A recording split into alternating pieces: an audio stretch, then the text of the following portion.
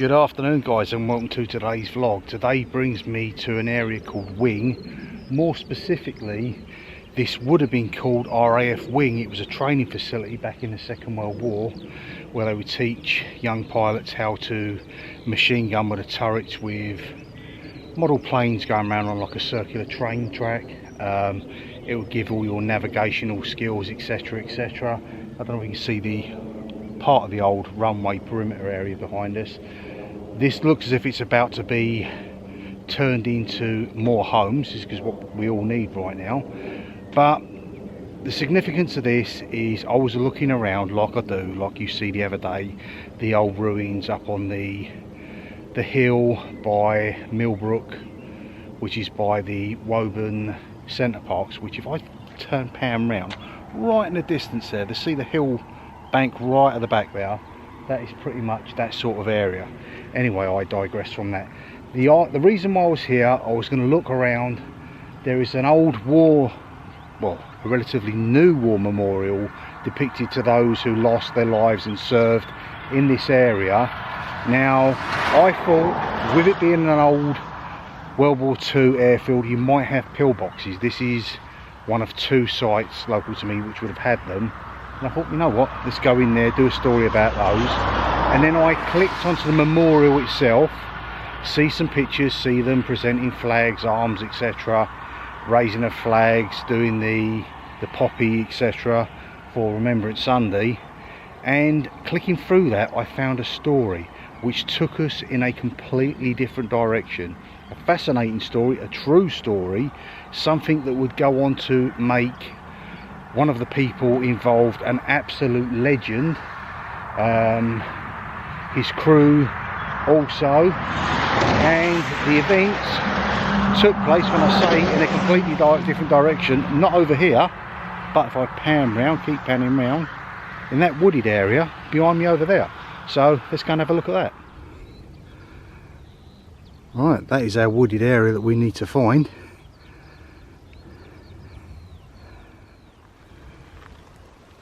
Getting into these said woods was relatively easy.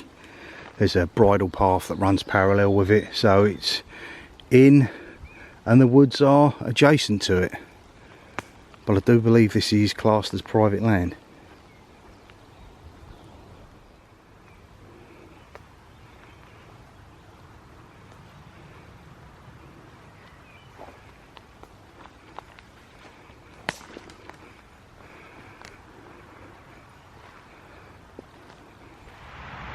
Okay, directions of where I am. If I head off in that direction, I'm going to end up at Aylesbury.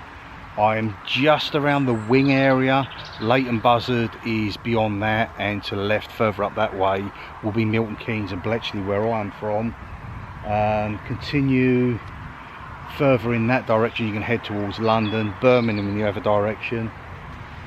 And yeah, I'm still in Buckinghamshire.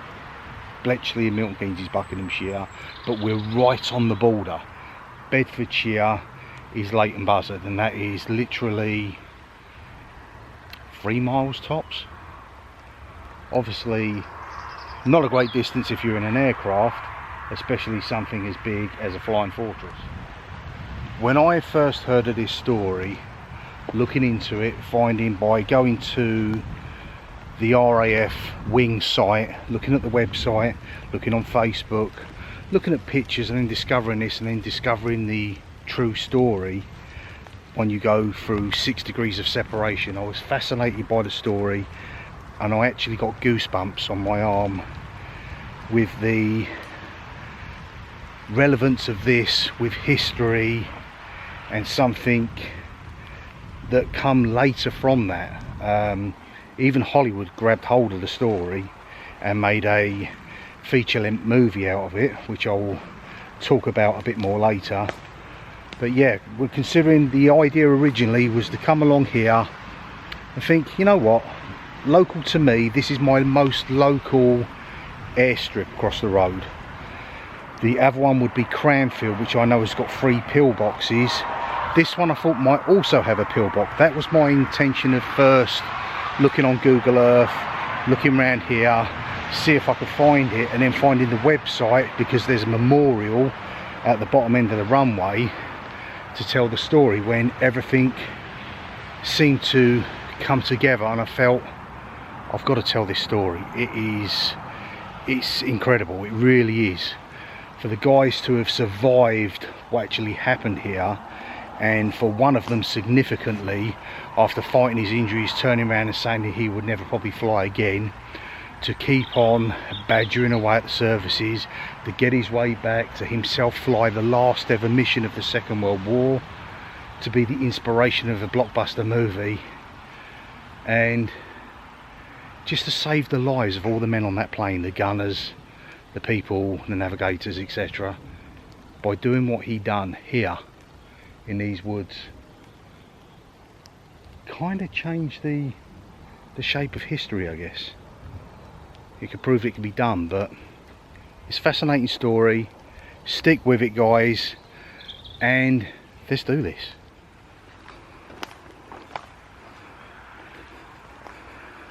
The weather truly is atrocious today. It being the King's coronation,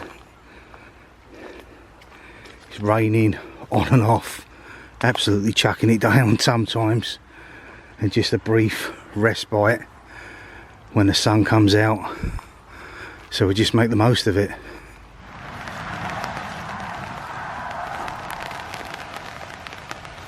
So when you're looking for something that's hidden out of the public eye, usually you come to something like this, you expect to find ruins, but unfortunately there are no ruins about, or those that are, because of what happened, the vehicle that was involved in this event, weighing a good 20 tons, travelling at 130 mile an hour, clipping these trees and ploughing on in head first, it would leave an almighty mess, of which I guess I said I will turn around and say there are sprinkles of bits and pieces here and there, but you need some other way to identify it. Otherwise it's just a made up story, or something you can't put any proof to. By having a blue plaque, it turns around and proves that these events actually happened.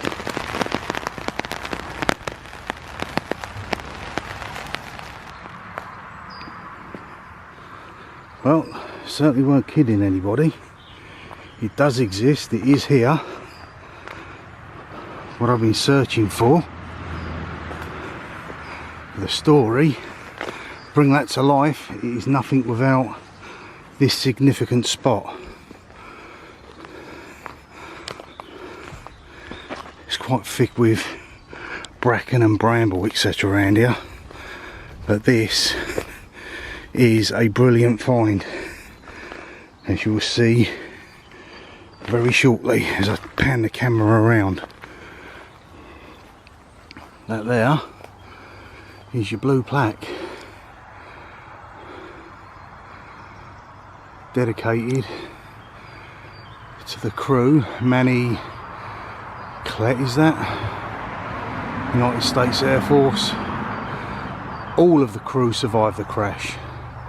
B17 FlyingFortress. They ploughed into here at 130 mile an hour, all 20 tons of him, hitting these trees, severing off the wings and becoming upended in this general area just shy of the runway, which is across that field, and the runway is in the tree line behind that. That is your, it wasn't for that purpose, it was a training facilities, but that was where your RAF wing base was.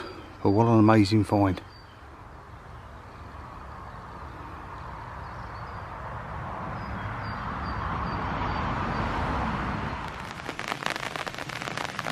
So what are blue plaques? Well, blue plaques are something that's generally put in place when sometimes there's not a ruin available, sometimes it could be well within hidden range but you are not going to see it, so they put these things up as a marker. You would generally find them on walls in streets, and they depict where someone might have died, someone might have been born, someone grew up. usually someone famous or notorious, or an event. Our local shopping centre, Milton Keynes, certainly has them. One depicts where I believe there was filming of Superman. It also tells the history of the shopping centre itself, and the likes of Duran Duran having their album covers done there, and Cliff Richard doing a video there. So they put blue plaques for things like that, and sometimes there's war memorials that have them, but it's very, very bizarre, as I said, to find one put in the woods, out of public view, so to speak. It is extremely likely that there will be still parts remaining around in this wood area of the aircraft, the B17 FlyingFortress itself, maybe some of the apparatus that come to extinguish the small fire that enveloped afterwards. But 80 years has passed, so they could be anywhere.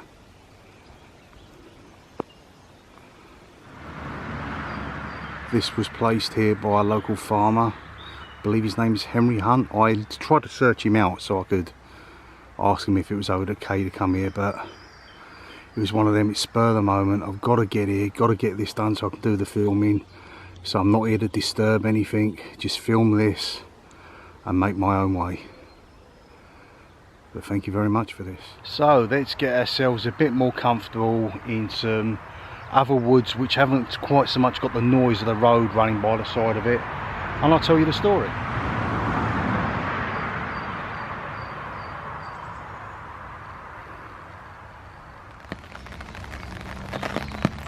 We have changed our location now from Kelmarsh, or Kelmsall should I say, Kelmsall Woods, which was in Wing.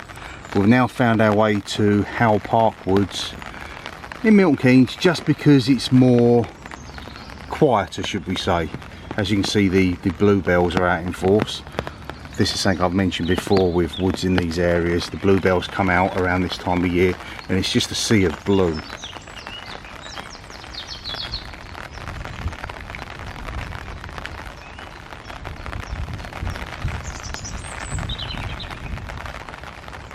Again, the rain's chucking it down, but it's not so much interrupting the sound of bird call.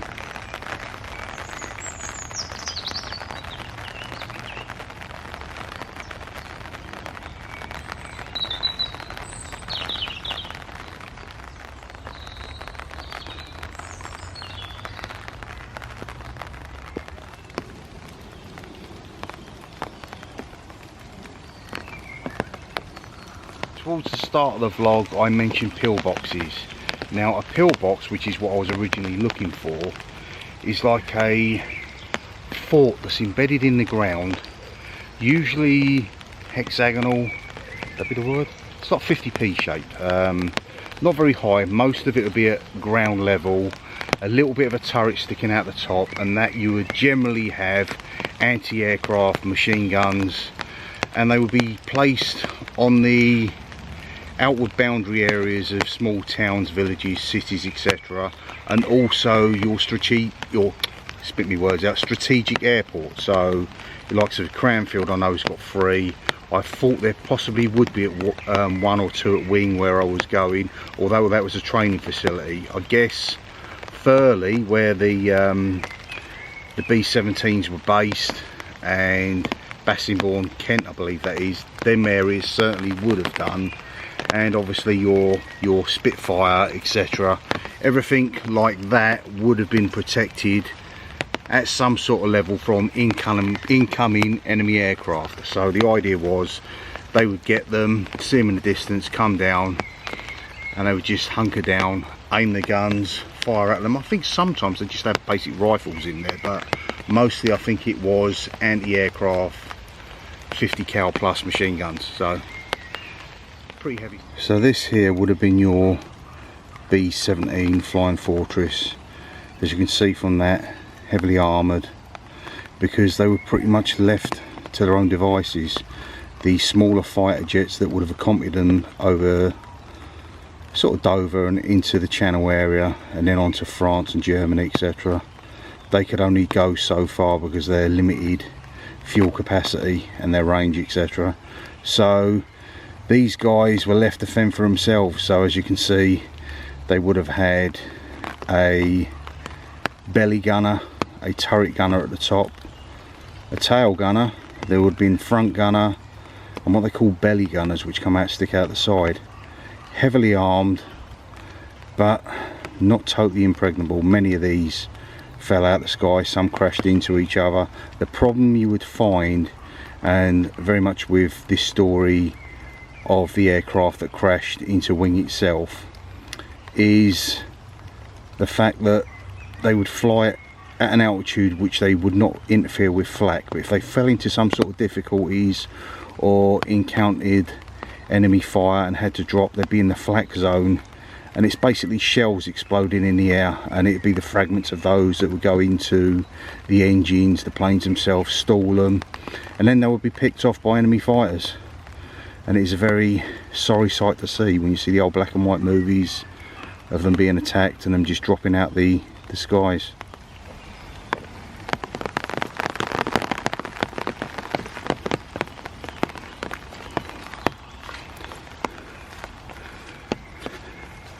It is getting quite boggy and treacherous underfoot, but our story has to be told, so we persevere and carry on.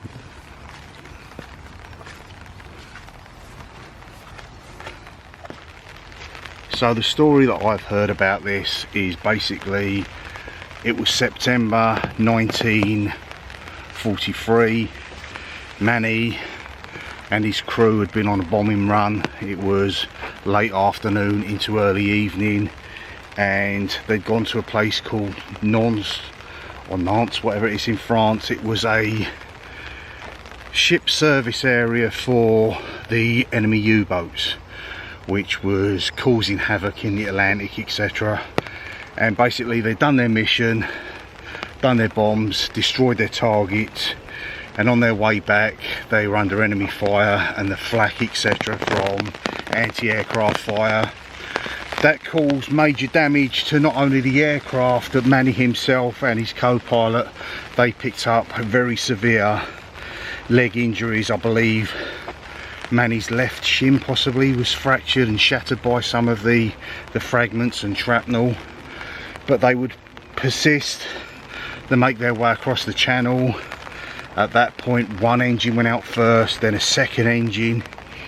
I think he cut off the fuel supply at that point to manage the level of the plane, should we say, keep it level coming in. That's all I can believe. Then a further engine come down.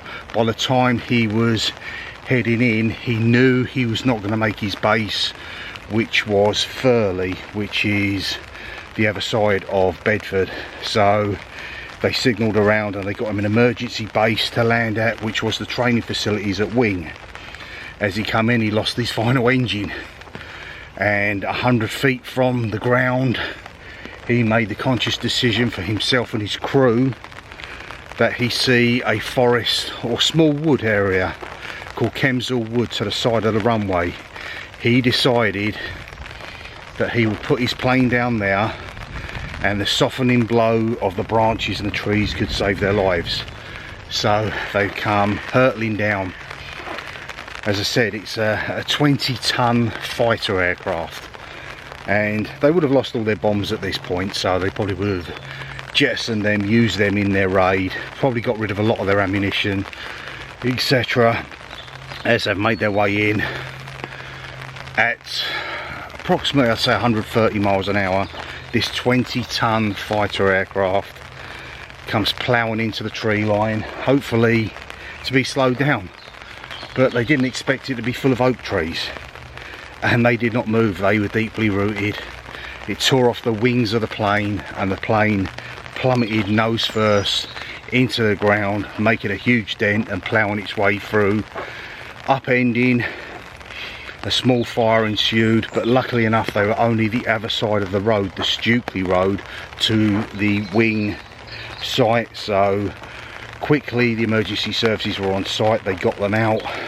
Although Manny was critically injured, he survived. The rest of his crew survived also, and he would spend months in rehabilitation, told he would never walk again, let alone fly.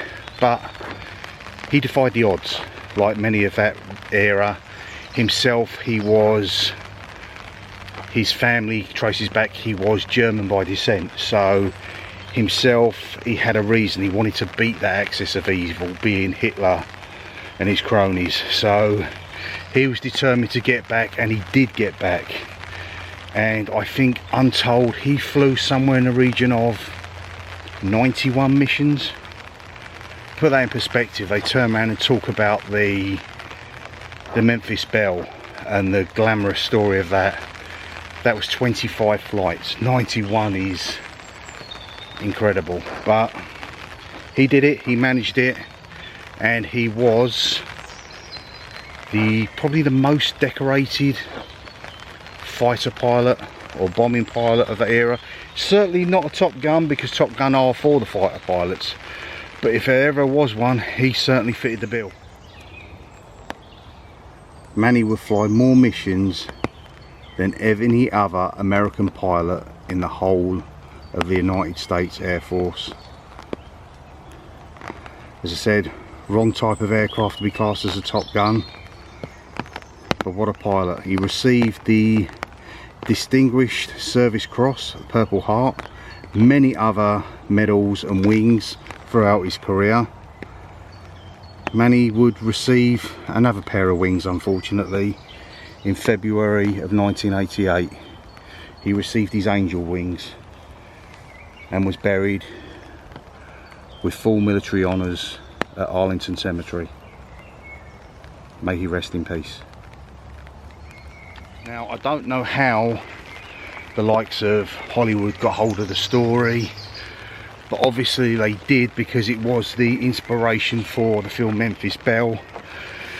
Because Memphis Bell itself, the plane, I believe it was probably one of the first to fly 25 missions. In that time, a tour of duty was classed as 25 sorties in an aircraft. If you managed that, that was your tour and you could go home. As I said, Manny was an exception to the rule, because he done 91 all in his total career.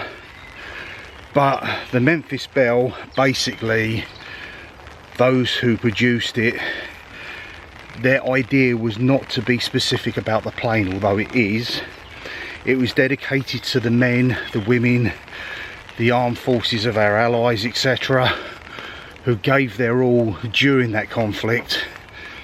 And it depicts everything. So someone somewhere along the lines probably looked at service history, etc., found Manny's story and produced it, and it became not a major blockbuster, but it was a very intriguing and very well produced film.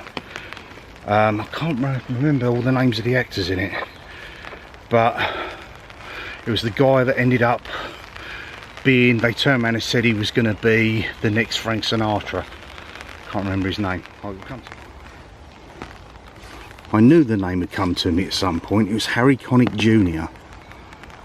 I have got a picture of the film poster of the Memphis Bell, but it's chucking it down, so I'm going to pretty much briefly get it out of my pocket. It will get soaked through and it's pointless and not worth having anymore. That is your crash site in Kelmsall Woods. Then of course we have some of the history. Sorry guys, it's a bit wet and damp around here. That's where I got some of my story, my information from. It's a military magazine called Valor, which I found the link through looking at the Commonwealth grave area, etc., and the memorial on the site at Wing, and that sort of headed me into that general direction while I was looking up into the story itself. That is the notorious film The Memphis Bell, with Harry Connick Jr., as I've said, which depicts not only that aircraft but all those who served. That's what its idea was. It's specifically around the aircraft, but it's never meant to be. And there's the guy himself, Manny, as he was nicknamed, but his name was actually Immanuel John, I'd say Klette, or Klette, from Pender, Nebraska. What a man. As we leave the woods behind, we come to this little island with what appears to be a moat round the outside. Itself a bit strange, perhaps a bizarre story. Well, there certainly is one, because I've been reading some of the records and you can come to your own conclusion of what sort of may have gone on. But anyhow, for a future story, I've discovered something else upon our doorstep, which could be of interesting viewing, reading, etc. And that is the story of this place. For over 300, possibly 400 years, this chapel was abandoned. Everybody in the local area vanished.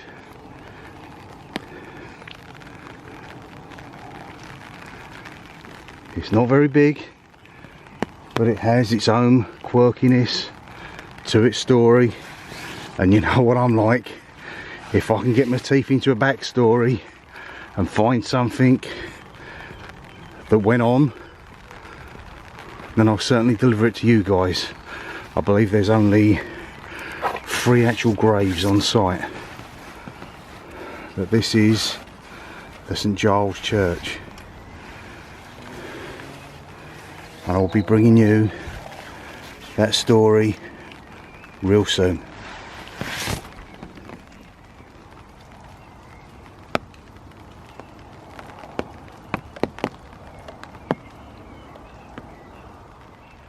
Anyway guys, on this dull, dreary, downright miserable day with the heavens continuously opening up upon us, a day in which the UK, England, Great Britain, etc., the Commonwealth receives a brand new king, I wish you well, hope you have a fantastic weekend. This story intrigued me from the off. There's just the fact that just looking into something to try and find perhaps a pillbox, an air raid shelter, which I will do at a later date, find them, discover them, look at them and find their untold stories, but to then find a memorial heading now, to click on that and then find this story unfold before my eyes, it really put goosebumps into me. I just sort of thought, wow. And then the significance of the story, the man himself, which I had certainly not heard of before. I'm not a historian of that sort of era and know about my American fighter pilots. I know some people out there are experts and would know the story, but it was truly fascinating and it was a real pleasure to bring this story to you today. And I dedicate this story to every man, woman, child, etc., anyone who is going to future serve or those who have served in the armed forces of any realm at all. Basically, thank you for your service. I dedicate this to you, and with that, enjoy the rest of your weekend folks, and I'll see you in the movies. Bye for now.